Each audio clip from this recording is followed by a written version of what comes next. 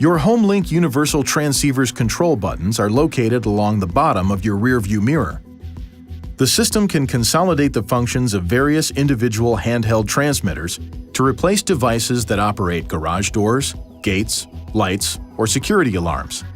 HomeLink is powered by your INFINITI vehicle's battery and requires no other power source.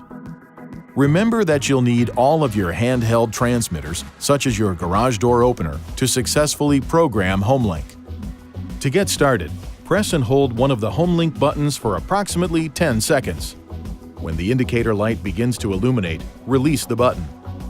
Now you're ready to program. To begin programming, position the handheld transmitter 2 to 8 inches away from the HomeLink surface. Now, press and hold the handheld transmitter button until the indicator light turns green. When the indicator light illuminates green, the button may be released. The light indicates that the device has been successfully programmed. If the indicator lamp lights up red, repeat the programming procedure for the corresponding button on the rearview mirror. When doing so, vary the distance between the handheld transmitter and the rearview mirror. If the garage door system uses a rolling code, you will also have to synchronize the garage door system with the integrated garage door opener in the rearview mirror. To do this, turn the ignition to the on position.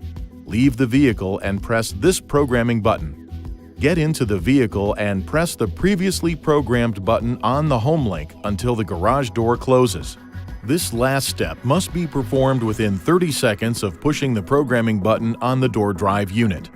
If you have any questions or are having difficulty programming your HomeLink buttons, please refer to the HomeLink website at www.homelink.com or call 1-800-355-3515.